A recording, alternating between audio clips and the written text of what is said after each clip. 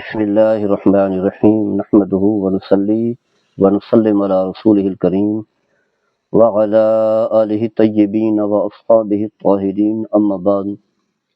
حضرات گرامی، ماہ رمضان اللہ تبارک و تعالیٰ کی رحمتوں اور برکتوں والا مہینہ ہے۔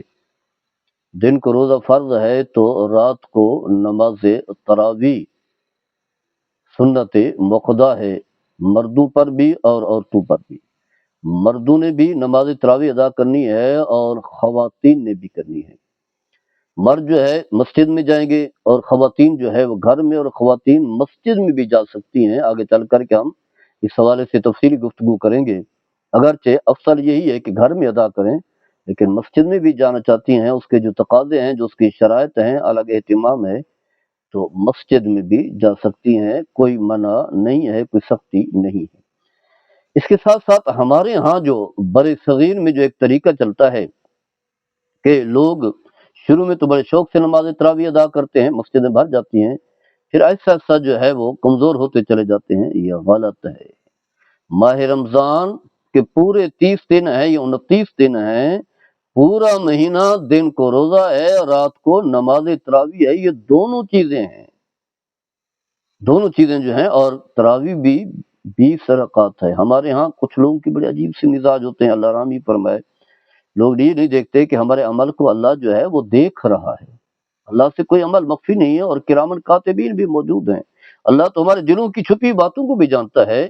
نماز تراویح اس انداز سے پڑھیں کہ جو ہی امام تکبیر تحریمہ کہے، اللہ اکبر کہے، تو آپ نے نماز میں شامل ہو جانا ہے۔ فرائض پہلے پڑھیں، پھر سنتیں، پھر تراویح، اور قرآن جتنا بھی روزانہ پڑھا جاتا ہے، ایک پارہ یا سوا پارہ، اول تا آخر تک جو ہے وہ سنیں۔ یہ قرآن ہے جو اللہ نے آپ کی، یعنی ہماری ہدایت و رہنمائی کے لیے اللہ نے اتارا ہے۔ اور یہ ماہ رمضان کا بہترین موقع ہے۔ عام دنوں میں تو ہمیں پورا قرآن سننے کا موقع نہیں ملتا، اور ماہ رمضان میں وہ بھی نماز کی حالت میں، تو لہذا سستی نہ دکھائیں، کالی نہ دکھائیں، شروع سے ہی شامل ہو جائیں۔ جو لوگ سستی کرتے ہیں، پہلے بیٹھے رہتے ہیں، اور وہ جو امام رکوع کی طرف جاتا ہے تو اس وقت شامل ہو جاتے ہیں، اپنے آپ کو دھوکا دے رہے ہیں۔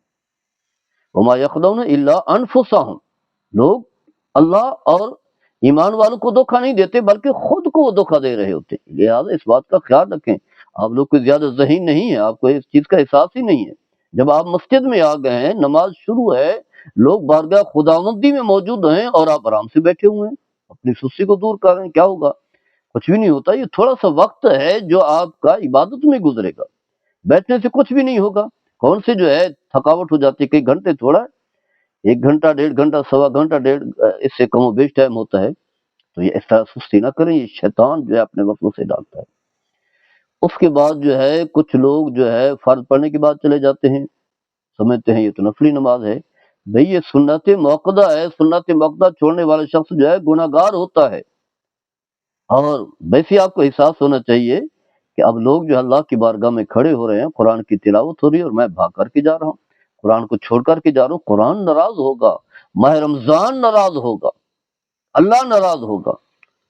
اور پھر کچھ لوگ جو ہے وہ 8 رکعت پڑھ کے چلے جاتے ہیں، وہ سمجھتے ہیں کہ شاید 8 رکعت ہیں، جیسا کہ ہمارے ہاں جو ہے جو غیر مقلدین ہیں وہ کہتے ہیں کہ 8 رکعت ہیں، جبکہ حرم میں مکہ اور مدینہ میں جو ہے وہ تو 20 پڑھی جاتی ہے۔ وہ تو خود کہتے ہیں کہ حرم میں دیکھو بھی، حالانکہ ہمارے لیے بنیاد جو ہے وہ قرآن و حدیث ہے، کسی کا عمل نہیں ہے، چاہے وہ امام کعبہ ہو، امام مسجد نبوی ہو، کوئی بھی ہو، وہ ہمارے لیے بنیاد نہیں ہے، دلیل نہیں۔ ہمارے لیے دلیل جو ہے وہ اللہ تبارک و تعالیٰ کا فرمان اور میرے آقا صلی اللہ تعالیٰ علیہ وسلم کی اسوہ حسنہ ہے۔ اللہ نے ہی فرمایا اطیعوا اللہ و اطیعوا الرسول، اللہ اس کے رسول کی اطاعت کرنی ہے۔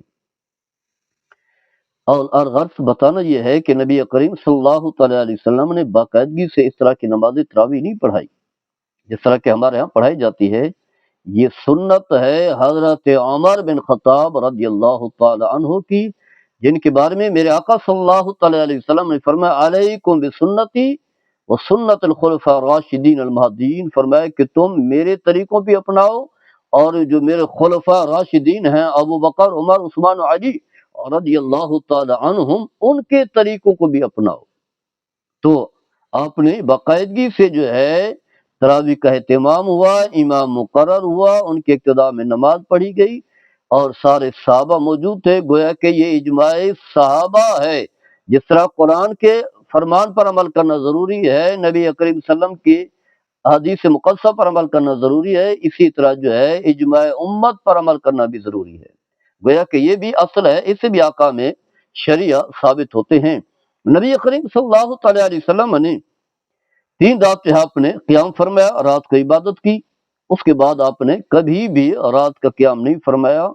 اس حوالے سے حدیث پاک میں آتا ہے، بخاری مسلم کی حدیث ہے دیگر، نبی کریم صلی اللہ تعالیٰ علیہ وسلم کا جو طریقہ تھا، حضرت عائشہ صدیقہ اور رضی اللہ تعالیٰ عنہ اس حدیث کی راویہ ہیں، فرماتی ہیں کہ صحیح بخاری کی حدیث ہے، دیگر کتب حدیث میں بھی ہے کہ نبی کریم صلی اللہ تعالی وسلم ماہ رمضان کی جو آدھی رات ہوئی، یعنی نصف رات ہوئی، تو آپ صلی اللہ تعالی علیہ وسلم اپنے حجرے سے مسجد میں جانے کے لیے تشریف لے گئے، نکلے تاکہ مسجد میں نماز پڑھیں۔ آپ نے نماز پڑھائی تو آپ کی ابتدا میں چند صحابہ نے جو ہے نماز پڑھی۔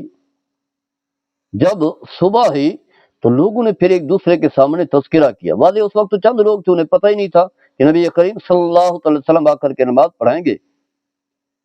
دوسرے دن جو ہے جب تذکرہ کیا کہ آپ صلی اللہ تعالی علیہ وسلم نے آج رات ہمیں نماز پڑھائی ہے، دوسرے دن جو ہے لوگ زیادہ جمع ہو گئے اور آپ صلی اللہ تعالی علیہ وسلم کے پیچھے نماز پڑھی، قیام اللیل جسے عنوان دیا گیا ہے بخاری اور مسلم میں، یعنی یہ رات کا قیام تھا، رات کی عبادت تھی، اور رات کے آخری حصے میں کم از کم نصف سے بعد، نصف رات کے بعد جب صبح ہوئی تو پھر لوگوں نے جو ہے اس کا پھر تذکرہ کیا۔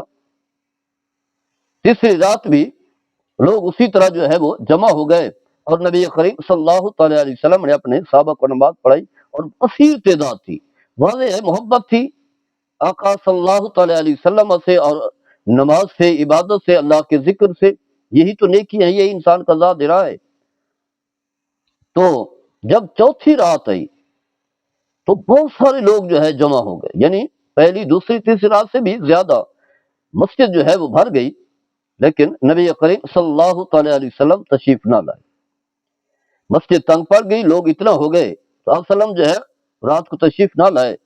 جب صبح ہوئی آپ صلی اللہ علیہ وسلم تشریف لاتے ہیں اور آپ جو ہے صحابہ کی طرف جو ہے متوجہ ہوتے ہیں، اور پھر فرماتے ہیں کہ اللہ تعالیٰ کی حمد و ثنا بیان کرنے کے بعد، اللہ تعالیٰ کی تعریف و توصیف کرنے کے بعد جب آپ واضح فرمائے کرتے تھے تو آپ کا معمول اور طریقہ یہ ہوتا تھا۔ اس کے بعد آپ نے فرمایا کہ فَإِنَّهُ لم یہ کیا لفظ ہے؟ فرمایا فَإِنَّهُ لَمْ يَخَفْ عَلَى مَكَانَتِكُمْ وَلَكِنِّي خَشِيتُ أَن تُفْتَرَضَ عَلَيْكُمْ فَتَعْجِزُوا عَنْهَا۔ فرمایا کہ جو ہے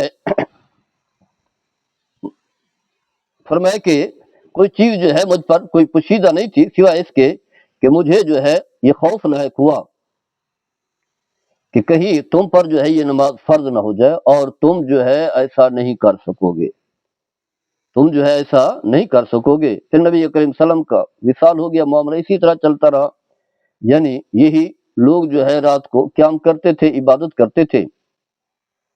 اور آگے ایک حدیث پاک میں یوں آتا ہے حتی خشیت ان یکتب علیکم ولو کتب علیکم ما کنتم فیہ فصلوا ایھا الناس فی بیوتکم۔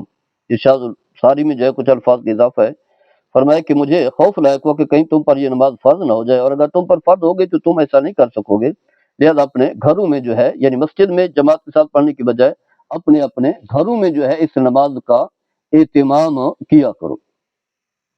تو اس کے بعد جو ہے حدیث پاک میں آتا ہے، حضرت عبد الرحمن بن عبد قاری اور رضی اللہ تعالیٰ عنہ اس حدیث کے راوی ہیں، فرماتے ہیں کہ ایک رات حضرت عمر بن خطاب رضی اللہ تعالیٰ عنہ مسجد تشریف لے گئے، صحیح بخاری میں حدیث جو ہے موجود ہے، دیکھا لوگ جو ہے الگ الگ جو ہے نمازیں پڑھ رہے ہیں، نماز ادا کر رہے ہیں، اور کچھ لوگ جو ہے امام کی اقتداء میں پڑھ رہے ہیں، یعنی کچھ الگ الگ پڑھ رہے ہیں اور کچھ جو ہے امام کی اقتداء میں نماز جو ہے پڑھ رہے ہیں۔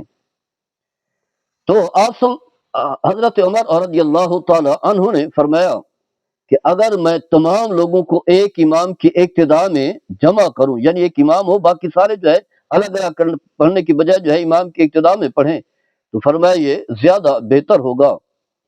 تو پھر آپ نے یہ فیصلہ فرمایا اور حضرت ابی بن کعب رضی اللہ تعالی عنہ کو امام بنایا، ان کی ابتدا میں لوگوں کو جمع کیا، اور لوگ جو ہے حضرت ابی بن کعب رضی اللہ تعالی عنہ کیونکہ قرآن کو بڑے اچھے طریقے سے پڑھنے والے تھے،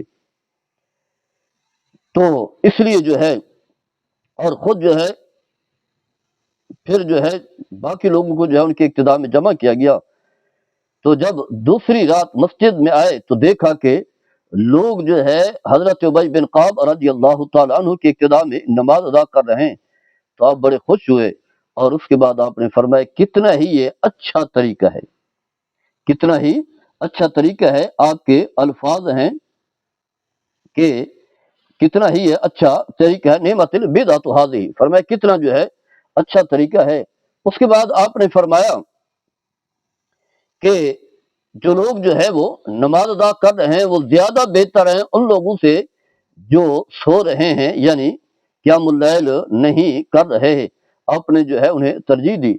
ایک روایت میں آتا ہے، حضرت عروہ روایت کرتے ہیں، ان عمر جمع الناس علی ابی بن کعب وکان یصلی بالرجال وکان تمیم الدار یصلی بالنساء، فرمایا کہ حضرت عمر رضی اللہ تعالی عنہ نے حضرت ابی بن کعب رضی اللہ تعالی عنہ کی ابتدا میں لوگوں کو جمع کیا، یعنی مرد جو ان کے پیچھے نماز پڑھا کرتے تھے، اور حضرت تمیم داری رضی اللہ تعالی عنہ کی ابتدا میں خواتین جو ہے نماز پڑھا کرتی تھی۔ گویا کہ مردوں کے امام حضرت ابی بن کعب رضی اللہ تعالی عنہ بنا کرتے تھے، اور عورتوں کے امام جو ہے حضرت تمیم داری رضی اللہ تعالیٰ عنہ بنا کرتے تھے۔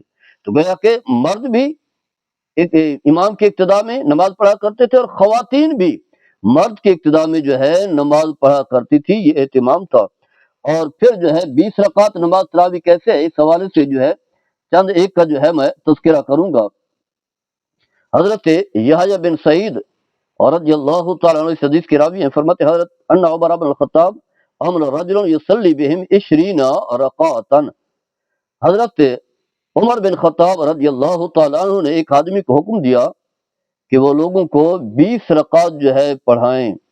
اسی طرح حضرت صاحب بن یزید کہتے ہیں انہا نقوم فی زمان عمر بن الخطاب ب20 رکعتا والوتر، فرمائے کہ ہم جو ہے حضرت عمر بن خطاب رضی اللہ تعالیٰ عنہ کے دور میں 20 رکعتیں پڑھا کرتے تھے اور نماز وتر پڑھا کرتے تھے۔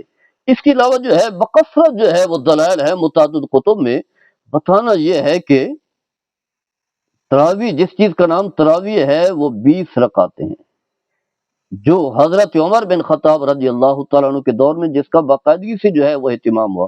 نبی کریم صلی اللہ تعالیٰ علیہ وسلم کے دور میں جو ہے 3 رات قیام اللیل ہوا کرتی تھی، نماز تراویح نہیں تھی، وہ قیام اللیل تھا، رات کی عبادت تھی۔ تراویح جو ہے وہ حضرت عمر بن خطاب رضی اللہ تعالیٰ عنہ کے دور میں شروع ہوئی، صحابہ موجود تھے، اجماع صحابہ بنا، اور ہر دور میں جو ہے اتنی رکعتیں ہوتی رہی۔ لہٰذا جو شخص یہ چاہتا ہے کہ میں نماز تراویح پڑھوں، تراویح کا ثواب حاصل کروں، رات کے قیام کا ثواب حاصل کروں، دن کو میں نے روزہ رکھا ہے تو پھر 20 رکعت پڑھنی ہوگی، ورنہ یہ غلط ہے کہ قرآن پڑھا جا رہا ہے اور آپ جو ہے 4 رکعتیں 8 رکعتیں 12 رکعتیں پڑھ کر کے جا رہے ہیں، تو یہ بڑا المیہ ہے۔ کتنا افسوسناک پہلو ہے، مسجد میں آ گئے، نماز میں شامل ہو گئے، آپ امام نماز پڑھا رہے ہیں اور آپ جو ہے بھاگ کر گھر جا رہے ہیں، کوئی مجبوری بھی نہیں، کوئی عذر بھی نہیں، ایسے جا کر کے گھر لیٹ جائیں گے، ٹی وی دیکھیں گے، ڈرامہ دیکھیں گے، آپ کا وقت جو ہے وہ ضائع ہوگا۔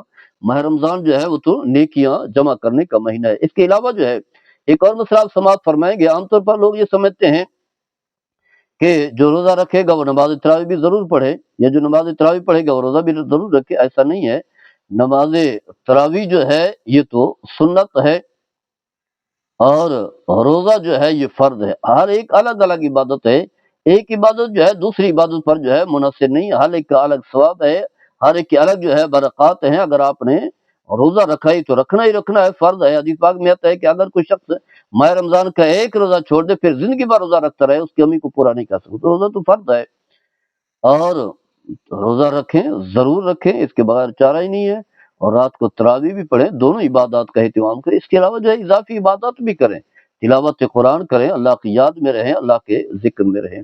تو بتانا یہ تھا کہ نماز تراویح آپ نے 20 رکعتیں پڑھنی ہیں، اور ایسی مسجدوں کی تلاش کریں جہاں 20 پڑھی جاتی ہیں، ایسی مساجد میں نہ جائیں جہاں 8 پڑھی جاتی ہیں، نماز تراویح نہیں ہوگی، آپ کو ثواب بھی نہیں ملے گا۔ اللہ تعالیٰ ہم سب کو عمل کرنے کی توفیق عطا فرمائے۔